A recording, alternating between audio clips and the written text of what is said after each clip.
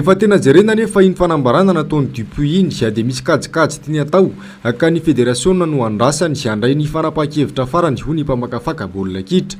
Dia tamin'ity an'ito izy nanao fanambarana fa hoe maniry ny tsy tantana intsony zany hoe tsy tena mametra-pialana mivantana izy zany fa mametraka ny fanapahan-kevitra ho any amin'ny fédération malagasy ny baolina kitra hoe manala azy zany satria izy zany efa tsy motive intsony ny tondra an'ilay ekipa pirenena dia ahiliny makany amin'ny fédération ny mialatsiny amin'ilay fomba fiteny ny rihatra zany hoe aleo ianareo no mandray fanapahan-kevitra manajanona na fa tsy zavatra ny tonga dia manapa-kevitra hoe tsy hanohy intsony an'ity andraikitra ity. Izy somary mandray zavatra be lehibe ao anaty kajikajy akoatra ny tontolon'ny baolina kitra zany afaka jerentsika koa ny amin'ny resaka tombontsoa manokana ny resaka ara-bola satria samy hafa mihitsy zany ny roahana sy nanala teny zany eo amin'ilay kajikajy ara-bola.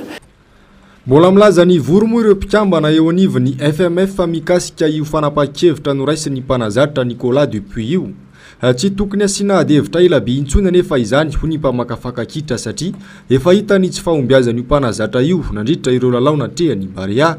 Raha ny zava-misy kosa aloha dia tsy misy fiady-hevitra fa tonga dia mametra-pialana izy tao anatin'ny lalao efatra isa ray no azo any Barea ny Madagasikara fa resena telo baolina 8 niditra hatramintsika baolina tokana mba nampidirintsika donc zany mazava be hoe tsy afaka ny mitazona azy intsony zany ny eo anivon'ny fédération raha toka izay lafiny zay ny jerena dia tsy maintsy mametra-pialana izy.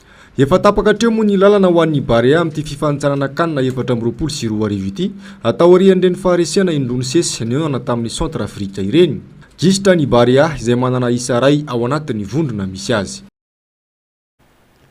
Ny vaovaon'ny trangam-piarahamonina dia intelo nipoaka ny basy teto Soamanandrariny maraina teo tokony tamin'ny 9:60 raha ivoaka ny trano hamonjy ny toeram-piasan'ny lehilahy iray mpanao cache-point no voatafika andiana jiola miaraka amin'ny basy sabatra lasa ny jiola ny vola iraiky tapo namony ihany koa sy ilay voatafika teo anoloan'ny fiangonana katolika amin'ny sampanana no nitrangany lozy ary tsy lavitry ny toerana misy ny poste avancé izay eo amin'ny 50 sy 900 metatra monja. Efa lasa anefa ireo jiola vao tonga ny mpitandro ny filaminana tamin'ny fitora latsaka 10 tanoandy. Mitarana noho izany ny mponina eny an-toerana noho ny tsy fampy ny fandraisana andraikitry ny mpitandro ny filaminana satria sady tsy misy fisafona no tsy misy fotoana ihany koa no taraiky ihany koa ny fahatongavan'ny mpitandro ny filaminana rehefa misy ny loza tahaka izao. Ny vaovaon'ny maresaka IRS sampirenena dia nitrangana fitifirana indray tao Nashville atsimon'ny Etazonia omaly olona enina no indray namonjy ainty ka ankizy avokoa ny telo efa voasambotra rehefa voatifitra ilay olona nitifitra tsy fantatra kosa nefa ny antony nitifirany. Rindrantsary ny Mathieu Prince. Omaly maraina no nitrangany fitifirana tao amin'ity sekoly kristianina tsy miankiny iray ity eto Nashville ao atsimon'ny Etazonia. Vao niditra ny varavarana izy avy hatrany dia nitifitra tsy nijanona. Bastelo no teny aminy. Olona enina no indray namonjy ainty. Zazany telo teo anelanelany 8 sy 9 taona. Olon-dehibe teo anelanelany 80 hatramin'ny 180 taona kosa ny telo namonjy ainy hafa.